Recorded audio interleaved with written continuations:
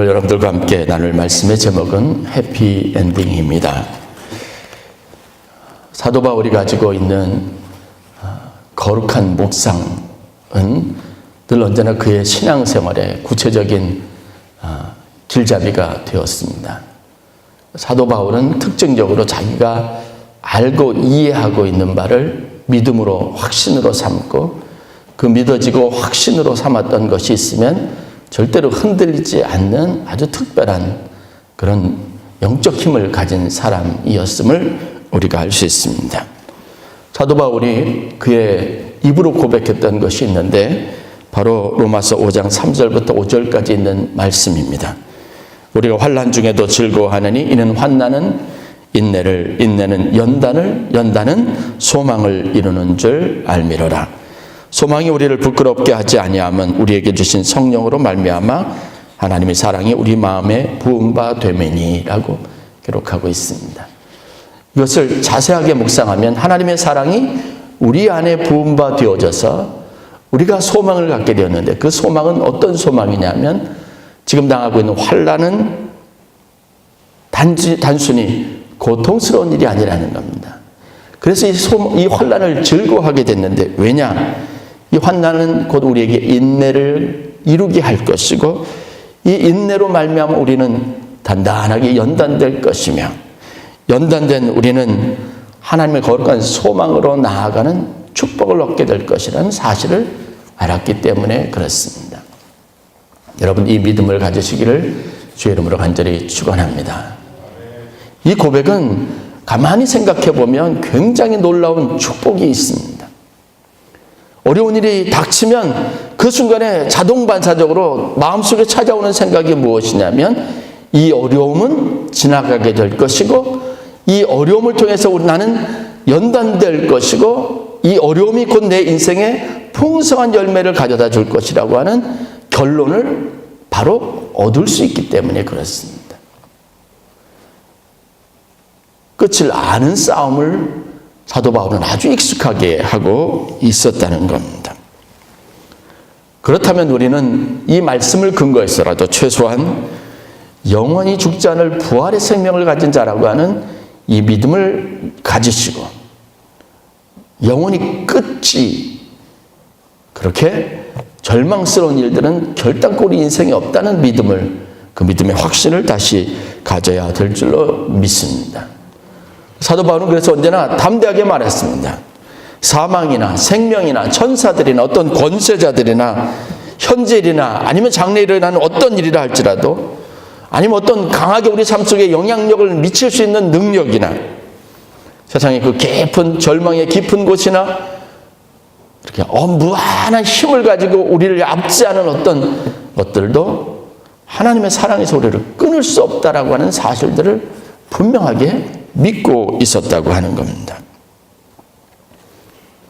지금 현재 고통스럽고 힘들더라도 이것은 영원히 지속되지 않습니다. 이 일이 우리를 절대로 무너뜨릴 수 없다는 확신을 가지고 있었다는 겁니다. 마찬가지로 여러분 우리가 장례식장에 가서라도 고인의 죽음을 바라볼 때라도 최소한 우리에게 이러한 믿음이 있다면 고인이 하나님 앞에 믿음으로 산 성도라면 그분의 죽음을 앞에 두고 그분의 마지막 죽음이 복되다라고 생각할 수 있는 믿음이 우리에게 있어야 한다는 겁니다. 아니라면 우리에게 부활에 대한 확실한 믿음이 없는 겁니다. 저는 오늘 부활주의를 맞이해서 다시 한번 부활의 소식, 부활의 이런 기쁜 역사가 우리 삶에 가져다주는 구체적인 의미와 교훈 그리고 우리 삶을 어떻게 달라지게 할 수 있는지 그것에 대해서 다시 한번 여러분들과 함께 간략하게 세 가지로 나누려고 합니다.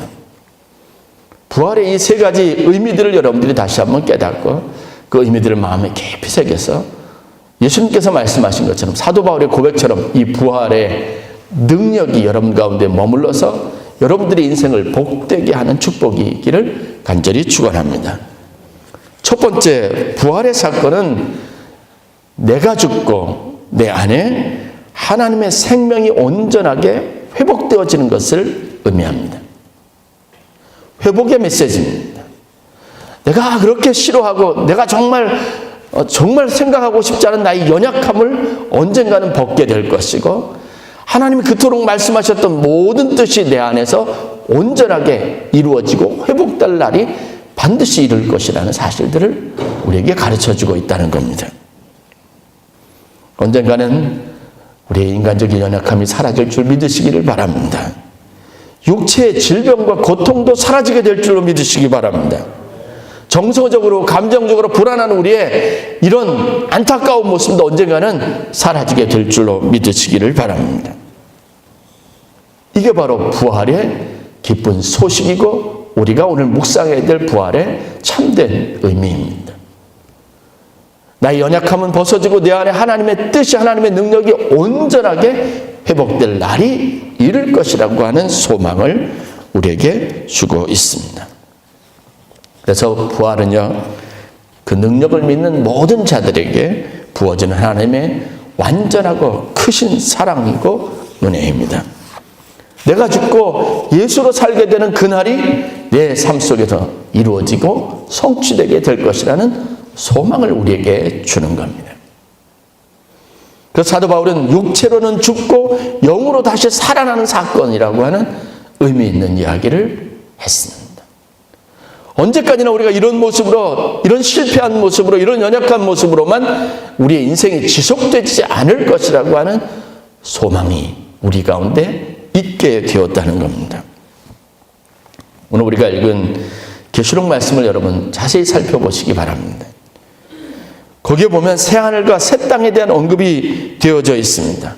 새하늘과 새 땅이 우리 가운데 임하게 될 때, 그때 우리에게, 성도들에게 일어날 새로운 삶의 모습들이 무엇인지 3절 4절에 이렇게 소개하고 있습니다. 하나님이 그들과 함께 계신다. 그들과 함께 계시게 될 때 모든 눈물을 그 눈에서 닦아주시니 다시는 사망이 없고 애통하는 것이나 곡하는 것이나 아픈 것이 다시 있지 아니하리라. 돌이켜지지 않는다는 겁니다. 지금은 우리 비록 이 땅에 살아가면서 원점으로 되돌아가는 삶을 계속 살아가고 있지만, 하나님은 우리의 부활의 생명으로 나타나시고 우리가 다시 부활한 거룩한 몸을 입게 될 때, 신령한 몸을 입게 될 때, 그때는 우리가 다시 과거로 돌아가는 일이 있지 않을 것이라는 겁니다.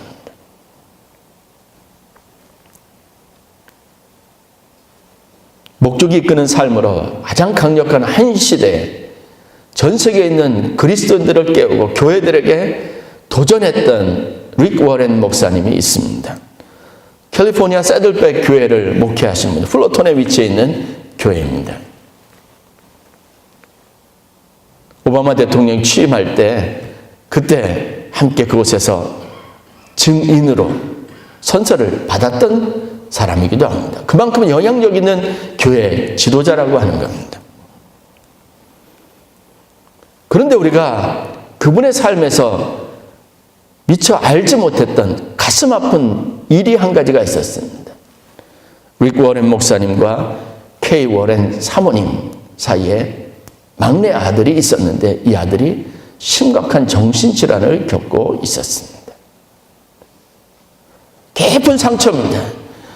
많은 사람들에게 영향력을 행사하고 그들의 영혼을 새롭게 하고 죽어가는 영혼들을 소송시키는 위대한 복음 전도자인 릭 목사님에게 정신질환에서 고통받고 치유되지 못하는 아들이 있다는 것이 부끄러운 일이었습니다. 드러내지도 못했습니다. 그런데 그런 막내 아들 매튜가 2013년 4월 6일 정신질환 앓다가 결국 스스로 목숨을 끊는 자살하는 충격적인 일이 있게 됩니다. 그 아들의 죽음을 바라보면서 릭과 케이, 이 두 분의 부부는 심각한 절망을 경험합니다. 자기 아들이 정신질환으로 스스로 목숨을 끊었다, 자살했다고 하는 사실들 때문에 견딜 수 없었습니다. 부끄러움이 있었습니다. 이 워렌 목사 부부는 그 충격에서 벗어나지 못해서 교회에 사표를 내고 더 이상 우리는 예전으로 돌아갈 수 없고 더 이상 사람들 앞에 서서 말씀을 전할 수 없다. 예전에 릭과 케이는 사라졌다고 선언을 하고 교회를 사표를 던지고 떠났습니다. 그러나 여러분, 부활하신 하나님은 이들에게 새로운 소망이 되셨습니다. 아들 매튜의 죽음을 바라보는 절망적이고 큰 부끄러움에서부터 이 아들이 정신적으로 고통받았던 삶에서 해방시켜 주신 위대하신 하나님의 사랑, 그 아들을 향한 하나님의 깊은 사랑과 계획이라고 하는 새로운 복음을 믿음으로 받아들이기 시작하고 난 다음에 이분들에게 놀라운 회복이 일어나기 시작했습니다. 3개월 만에 목회 일선에 복귀하면서 그 슬픔의 에너지를 가지고 릭과 K 목사님 사모님은 매튜처럼 정신질환으로 고통받고 있는 정신질환자들을 돕는 일들을 위하여 새로운 사역을 시작했다는 겁니다. 사람들은 이러한 위대한 기독교 지도자가 한순간에 무너지는 것도 보았고, 그리고 이런 일련의 비극적인 상황을 딛고 다시 회복되는 과정들을 지켜보면서 부러진 나무, 말라버린 고목에도 새로운 생명을 싹트게 하시는 하나님의 능력을 보았다라고 고백하는 그런 아름다운 이야기가 있었습니다.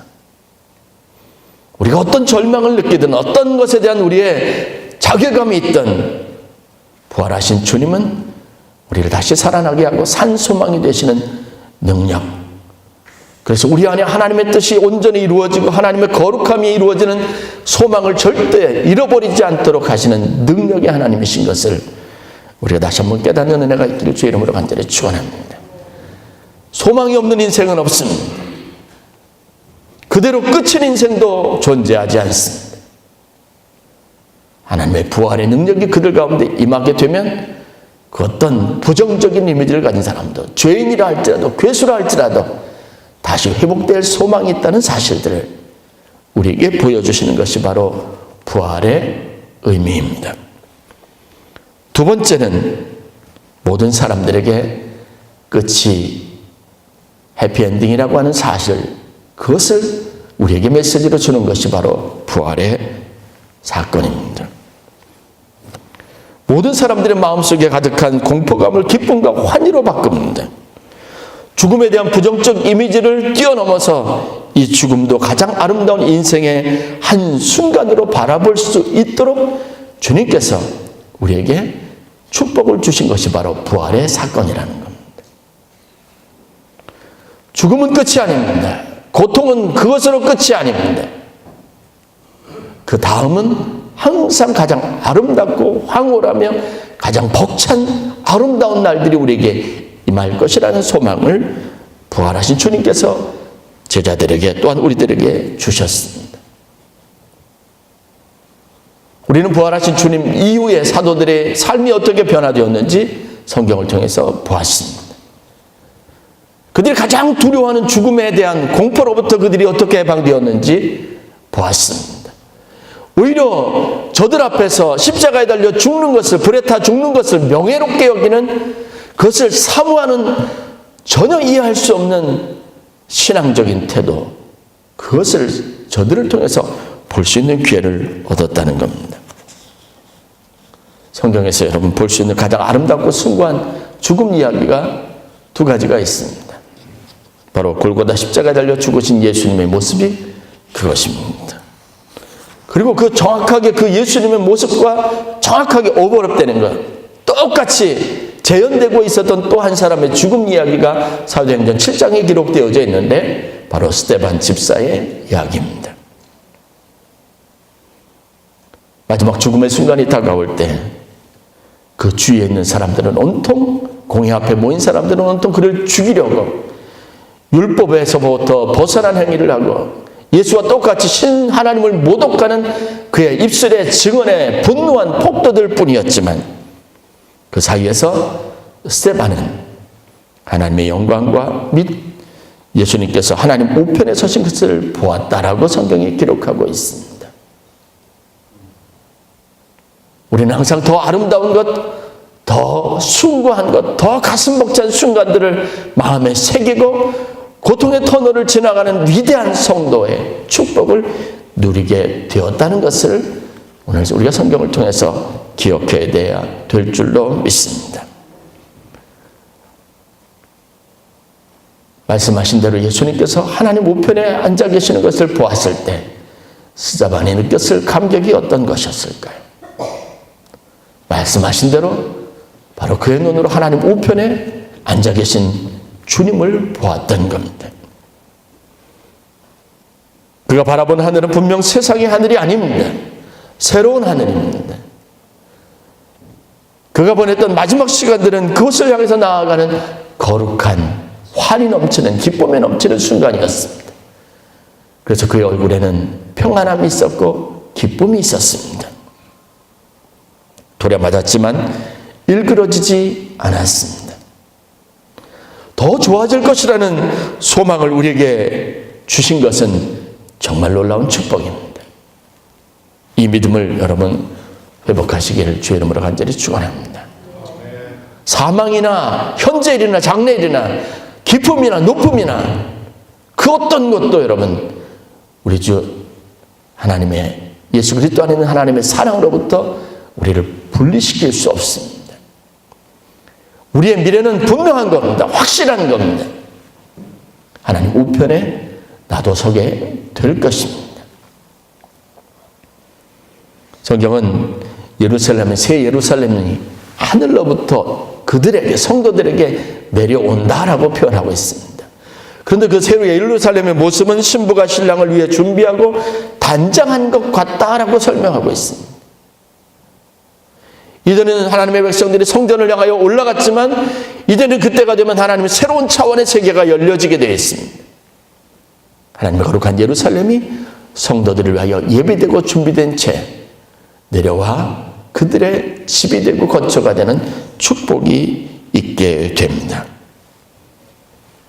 우리가 꿈꾸던 내일, 미래는 이렇게 아름답고 거룩한 것으로 나아가는 복된 시간인 겁니다. 그래서 예수님께서 말씀하신 것처럼 우리에게 필요한 것은 지금 견디고 인내하고 하나님의 위로로 우리의 마음을 새롭게 하는 노력이 필요할 뿐입니다. 그래서 주님은 요한복음에 자신이 가시면서 14장에 보혜사 성령을 오실 것을 이야기했습니다. 그 성령이 너의 마음을 위로하실 것이라고 했습니다. 이기게 하실 것이라고 약속하고 있습니다. 고난의 때를 잘 지내는 것만이 성도가 지금 할 수 있는 최고의 영적인 과제가 되는 겁니다. 우리의 미래는 해피엔딩, 가장 아름답고 황홀한 순간이 될 것을 믿으시기를 주의 이름으로 간절히 축원합니다. 마지막은 부활은 새로운 차원의 삶이 있을 것이라는 하나님의 축복의 약속입니다. 우리를 회복하죠. 더 이상 옛날 모습이 아닌 하나님의 새로운 하나님의 온전한 모습으로 회복될 것이고 하나님이 또한 우리 가운데 나타나셔서 우리의 마지막 날이 복되고 아름답고 가장 황홀한 순간이 되게 하실 것이고 그리고 이 날은 우리에게 새로운 차원의 삶을 가져다 주게 될 것이라는 겁니다. 예수님은 공생기간 동안 여러 죽음을 목격했습니다. 그때마다 예수님이 보이신 태도는 일반인들이 보는 것과 완전히 달랐습니다.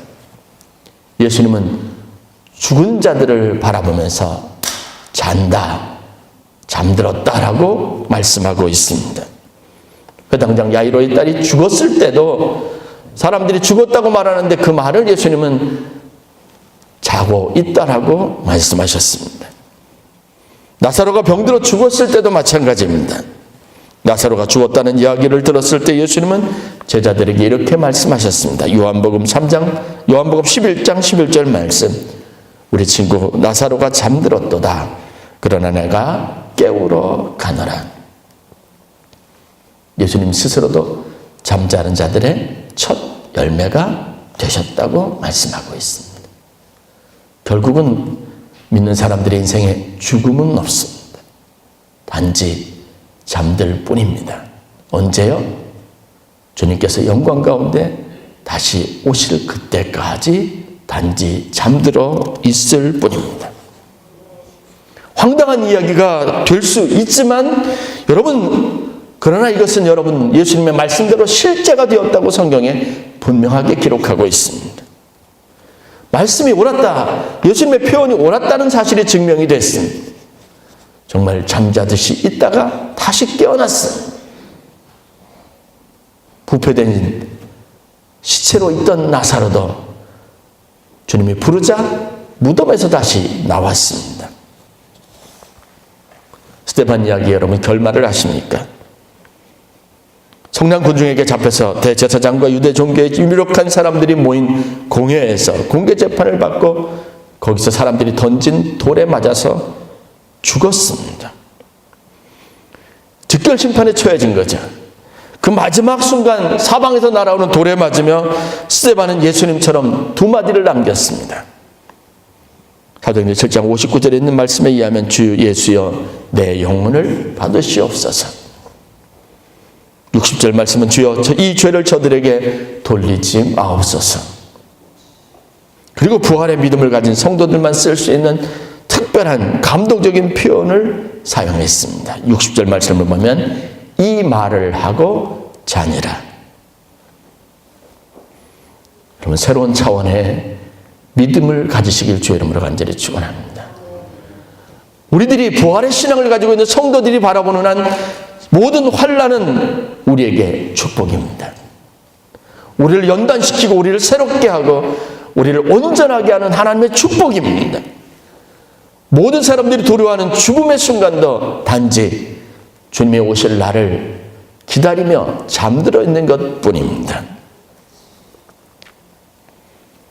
오늘 본문에서 요한이 본 환상이 무엇인지 아십니까? 지금까지 보았던 것과는 전혀 다른 새로운 세상이 온다는 겁니다. 창조 때는 하나님께서 땅과 바다와 하늘을 구분하셨지만 이때는 나는 땅과 하늘과 바다의 구분이 사라졌다라고 말하고 있습니다.